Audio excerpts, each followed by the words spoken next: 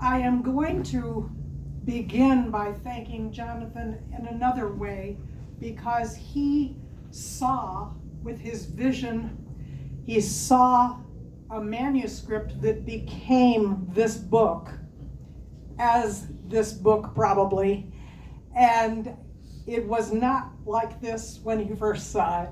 And Jonathan included Toby Hiller as the poetry editor to work with me, and the three of us worked closely for quite a long time, shaped the book as we all wanted. So I'm grateful to Jonathan, I'm grateful to Toby. It was a remarkable experience, I promise you. So I'm going to read from I Want to Be Your Radio, and some other things as well. Seashells in the Seychelles. Trapeze moans beneath the swish of gloam, just farthings from strung seashells in the Seychelles. Sand, silver, keynote plumbing drained of ivy and perhapsness.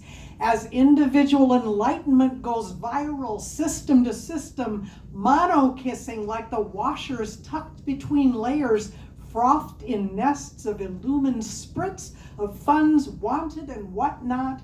Pater Nost remaineth in chalice as we whine from here, short-selling jubilation, thieved from books on the reserved list painted in-depth blue.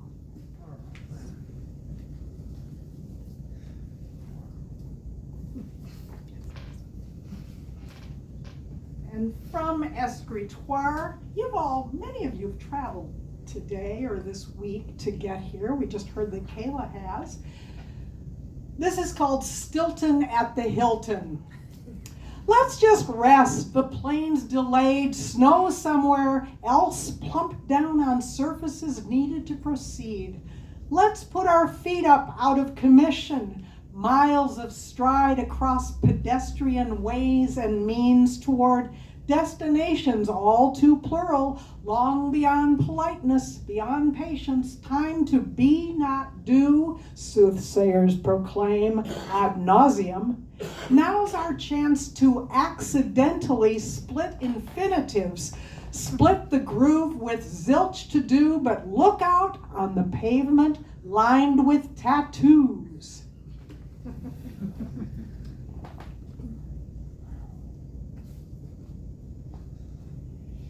Another New Orleans publisher is Joel Daly, who does Swoop.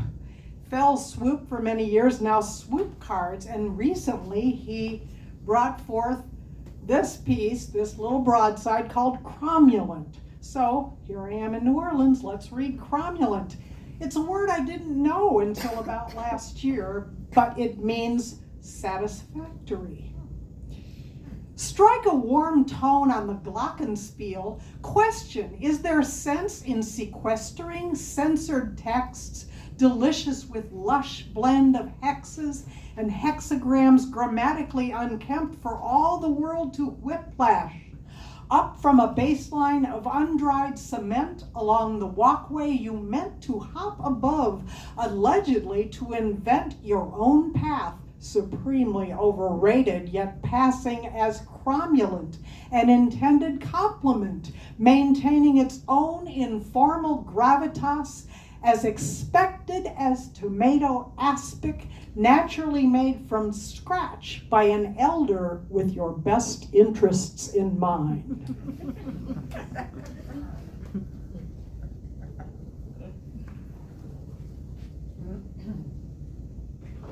Several of us, surely Jonathan and I, shared grief at the loss of wonderful Michelle Greenblatt.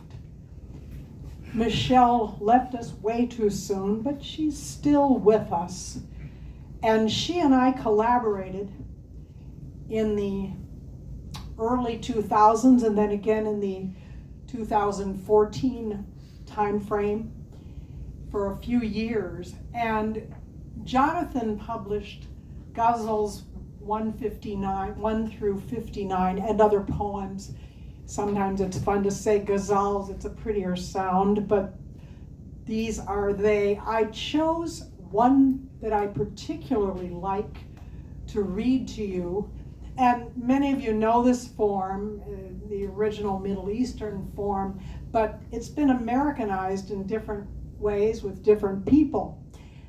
One of the things I like about the form is that the movement from one couplet to the next couplet is subtle, and you can hear things, you can get senses, so I encourage you to do that. 42. You hurl stones without a glass house, then you mint coins for parallel tossing. Factor of 2 intrudes upon faculty of rest, a blue wedge between the dust of what is and isn't. As the furniture collapsed, we made bowlfuls of summer in a retrofit just right for pin light. Stalks of leeway green made sugar of bitter shoots of limestone flowerings. The outcrop stone bordered the town like darkness around sand scraps in a chipped window repeating visuals. Culpable means safe from their mishandling of the incident, all crisscross tinsel tulips with common shadings in the sea breeze. Every eye blindly clatters and closes during peppery late afternoons gone soon. Coins wrinkle water when interrupting the smooth face of lake top burning at the parting of waters scarce. In a trench of rubble she hid from him and his parameters defined without perfume and stock. Climbed weight rooms crowd out the irascible, while interludes charm the whole crown to sleep. The chiseled space I left between us narrowed, and in small lone plumb signs, levels meshed to singular. Caresses occur when souls leave keening to the crowns of the trees, nestling leaves atop leaves. The mute city expresses itself by tapping out Morse code to reach the distance. Amended sacrifice litters the daylight. Nighttime stages her name in front of a crowd. Those transatlantic puffs, otherwise known as clouds, hold moisture before letting go to rinse us clean.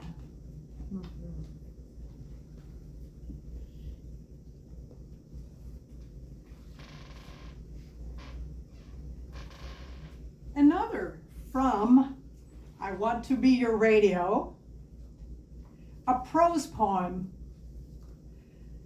A Field of Femininity. Let me in on a little secret that I promised not to tell you. It is winter in my heart. At midnight, pockmarks on the floor above me fill with oxygen. Staccato heels, I do not mean stiletto, snap the ice I would prefer to keep in one piece. Projected early flowers turn medallions, I mean precision metal to salute. Scars you cannot see upon my ceiling change the stasis I desire. Complicit gestures spark agreement we don't reify. Abstraction means a constancy of sensibility, of breeding. Meanwhile, in Tasmania, ribbons of lavender form a field of femininity. We practice Haydn on the early instruments, if only to incite a reciprocity in listening. And I will conclude with the title poem, I Want to Be Your Radio. This discursive urge to open up and sing tetrameter in praise of leggy and continually permanent zest I fasten on means sound forever in the psyche, patched to last beneath these heavenly opinionated yawlings, prepped to host the feast, not fail the forwarding, but match the hatching of yet more trebling possibilities to snatch daylight from calm otherwise, and meander as a soul into the sure reality of all of us robust when joined thus in robusto gusto on the constant midnight song across a constant highway. Thank you.